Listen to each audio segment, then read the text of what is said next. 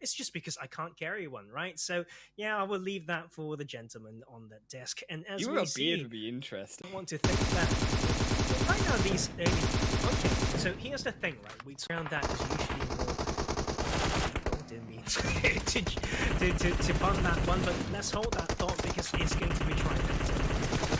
It was already a missed grenade, but we don't need the grenades to take down the Ritz. And that's right, Shock Esports, a third gone. And this is over. You've got to believe for Suleiman, if he can potentially take down one Virtuous Pro, it's like a mistake from Bronsberg. And Bandit was not in position to cover fire, and this might have just gone wrong. It's another 1-for-2 fight potentially as a revive should come through.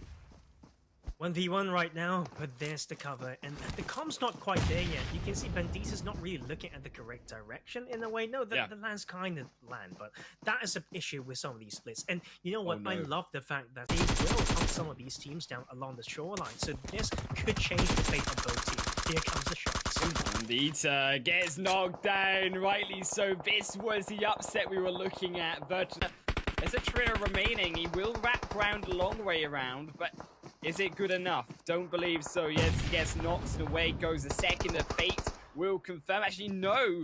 TU, the old team. So I think that actually the only team here are the Falcons. I was about to mention them, who have been consistent, losing one already beside RAT. Yes, RAT have had those big games, but Falcon not going to find one right now. Here is Oztech Warriors. The upset could come through. He's still alive.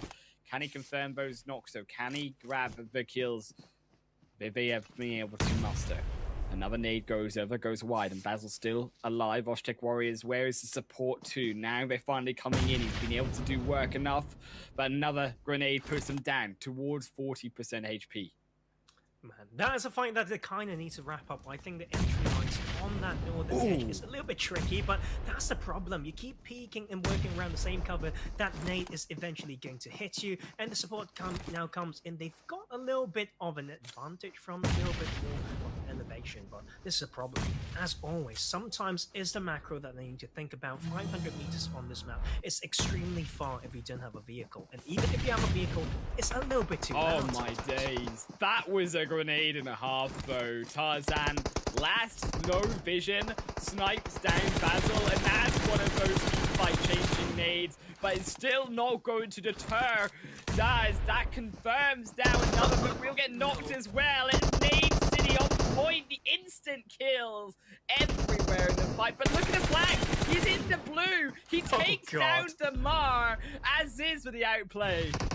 Sometimes you just need that one right thought, the courage to go out of circle to get the extra angle. But hold that, because Southern side, we've got teams coming in, and the only ones not going to continue what they got from the game earlier, down to one player and got no kills right now, and Abaya's trying to exert some dominance. Another double drop through from Abaya. They kill themselves with a help through a triple D. Abaya eliminated and triple. They're only going to push further. They know there is only one more player shooting left inside the shack. Surprise is not there. A beautiful nade inside. You're not really trying to guarantee the entry spots for these two other players. Wow. Bye-bye. And that is the nade. Yeah. That is a beautiful one from Marshall. So, yeah, Senku doesn't need to be here. Cryptic's been fragging out. And there's more to prove, though. We talk about Rico still being extremely strong. Yes, they're on edge, but you know what? They are still very strong. You have a south shift, they don't mind, and they got this type. Hey, see if it can bait anyone further forward. Will it go wide? Will it land? No, it will not strike true. Destiny's still alive as Viggles is slowly walking back. I think that actually confirming the kill there is going to be good enough. They will finally grab the shots in, and theirs will be eliminated away. Down to 3 as another nade goes further forward. The 777 confirming through more, trying to allow. That's what to be taken away. As you can see, Suda's on their way up, trying to claim that away. But it will be a little bit of a bloodbath, I do believe, on that south. Anyway, as we're waiting for this Nick shift to come through, missing those shots, they're legend. That is one that you cannot miss. That's one of those shots, right, where if you miss it, you give your position away. You have to reposition then because you're no longer in secrecy. being a little bit too patient overall, getting now caught by the ultimate. They're still on the opposite end of them, and on the backside, T2K losing 2 to Prestigo. That was not what we saw, but we didn't want to see it anyways coming through from T2K. That was wrong. Coming in for the defense is now also Sudor and One back in the ultimate lose 1-2. Yeah, I mean, what's the plan here? For some of these teams on the south side, they have to think about heal strat, right? But some of these teams that I've seen, it's really down to the start of the team.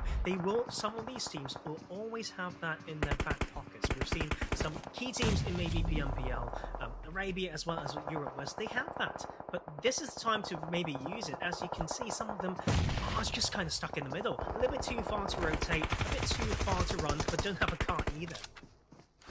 DRS pick up another. He's put down to 2 players. Now comes the support. Will not stop them, but they will be stopped by the blue zone. DRS Mafia Ninja will clean up 1. Maybe cleans up Kato 2. El Shamari wandering their way forward, but not before the heal has come out. It's Twisted. Also getting engulfed by the blue zone.